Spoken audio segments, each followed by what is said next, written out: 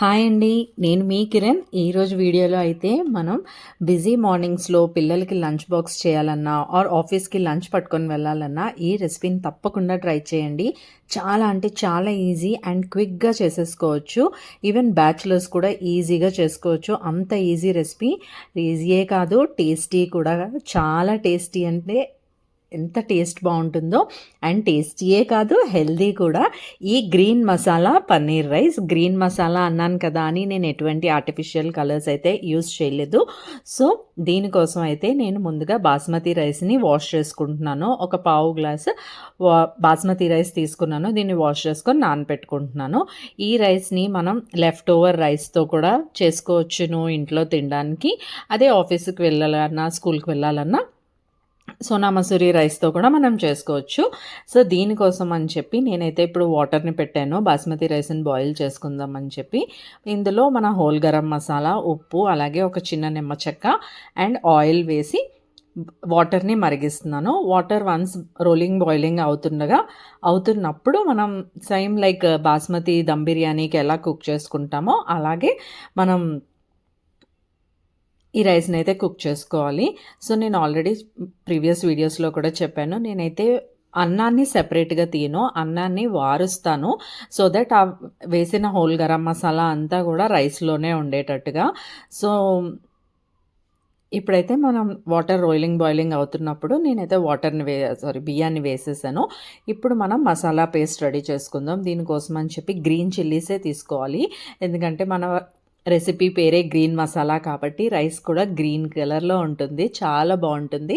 So దీనికోసం అయితే ఒక చిన్న మిక్సీ జార్లో 2 పచ్చిమిరపకాయలు మీ కారానికి తగినట్టుగా తీసుకోండి, కొంచెం జీలకర్ర, ఉప్పు, అలాగే మిరియాల పొడి వేసేసాను.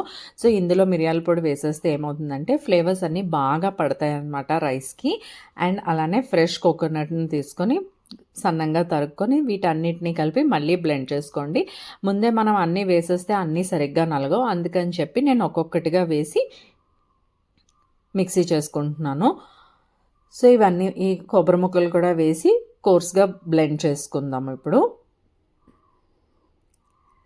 సో ఇది వేసిన తర్వాత ఇప్పుడు ఇది బ్లెండ్ అయింది కదా, ఇందులోనే ఫ్రెష్గా తీసుకున్న కొత్తిమీర, అలానే పుదీనాని తీసుకొని వీటితో పాటు ఒక పేస్ట్ లాగా మనం రెడీ చేసుకుందాం. టేస్ట్ అయితే చాలా అంటే చాలా బాగుంటుంది. పిల్లలకి కలర్ఫుల్గా పెడితే తింటారు కదా. సో రైస్ అయితే గ్రీన్ కలర్లో ఉంటుందన్నమాట. సో వీడియోలో అంత క్లియర్గా కనిపించట్లేదు, బట్ మీ టేస్ట్కి తగినట్టుగా మీకు ఇంకా మింట్ టేస్ట్ చాలా ఇష్టం, ఇంకా ఫ్లేవర్ బాగుంటుంది అనిపిస్తే ఇంకొంచెం ఎక్స్ట్రా వేసుకోవచ్చును. సో ఇప్పుడైతే మన పేస్ట్ అయితే రెడీ అయిపోయింది. సో పక్కనే కళాయి పెట్టేసుకొని ఇప్పుడు ఇక్కడ ఆయిల్ అయినా వేసుకోవచ్చు, బటర్ వేసుకోవచ్చు, లేదంటే గీతో కూడా చేసుకోవచ్చు. నేనైతే ఇప్పుడు ఆయిల్తోనే చేస్తున్నాను.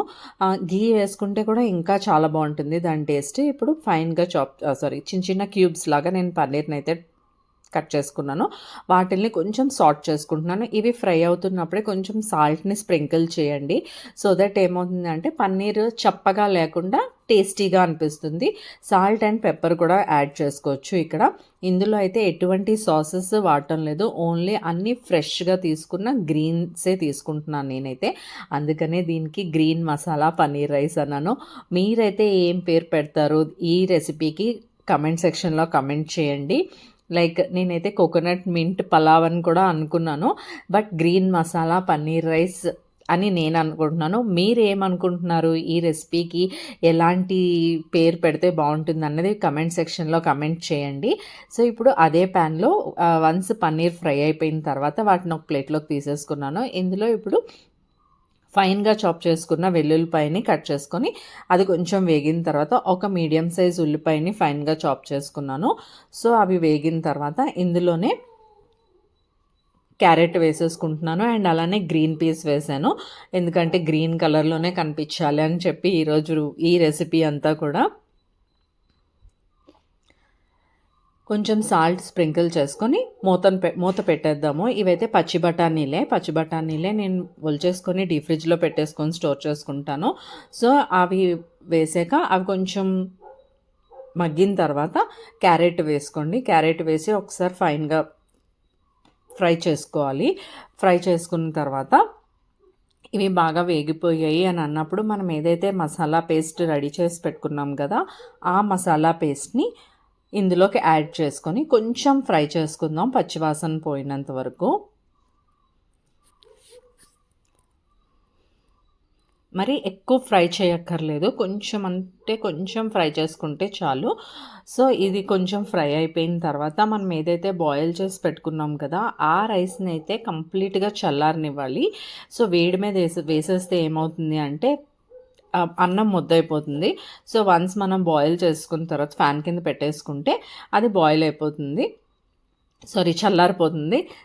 చల్లారిపోయిన తర్వాత ఆ రైస్ని తీసుకొచ్చి ఇందులో మనం వేసేసి బాగా కలుపుకోవాలన్నమాట. సో సైడ్స్ నుంచి కలుపుకోండి, అట్ల పుల్ల అయితే బాగుంటుంది. సైడ్స్ నుంచి కలుపుకుంటే అన్నం అనేది బ్రేక్ అవ్వదు. సో ఇక్కడ మనం రైస్లో ఆల్రెడీ ముందే అన్నం ఉడకబెట్టుకుంటున్నప్పుడే సాల్ట్ అనేది వేసేసాం. మీకు ఏమైనా సాల్ట్ సరిపోలేదు అనిపిస్తే అప్పుడు మీరు కొంచెం స్ప్రింకిల్ చేసుకోండి. సో ఇలా బాగా కలుపుకోవాలన్నమాట. సో అంతే, మన గ్రీన్ మసాలా పన్నీర్ రైస్ అయితే రెడీ అయిపోయింది. సో పిల్లలకి లంచ్ బాక్స్లోకి పెట్టేయండి, హస్బెండ్స్కి ఆఫీస్ లంచ్ బాక్సెస్లోకి పెట్టేయండి. సూపర్ యమ్మీ అండ్ టేస్టీగా ఉంటుంది. టేస్టీ మాత్రమే కాదు, హెల్తీగా కూడా ఉంటుంది, చాలా హెల్తీ. సో ఇంకెందుకు ఆలస్యం, మీరైతే కనుక ట్రై చేస్తే తప్పకుండా ట్రై చేసి మీకు ఎలా కుదిరింది అనేది నాకు మెసేజ్ చేయండి. So thank you so much for watching and thank you so much for your time and see you soon in the next vlog. Hope మీ అందరికీ కూడా ఈ రెసిపీ నచ్చిందని అనుకుంటున్నాను. అండ్ ఇప్పటి వరకు ఎవరైనా మన ఛానల్ని సబ్స్క్రైబ్ చేసుకోకపోతే, వీడియోస్ కనుక నచ్చితే లైక్ చేయండి, అలానే మన ఛానల్ని సబ్స్క్రైబ్ చేసుకోండి. పక్కనే ఉన్న బెల్ ఐకాన్ క్లిక్ చేస్తే వీడియో పెట్టిన వెంటనే నోటిఫికేషన్స్ అయితే వస్తాయి.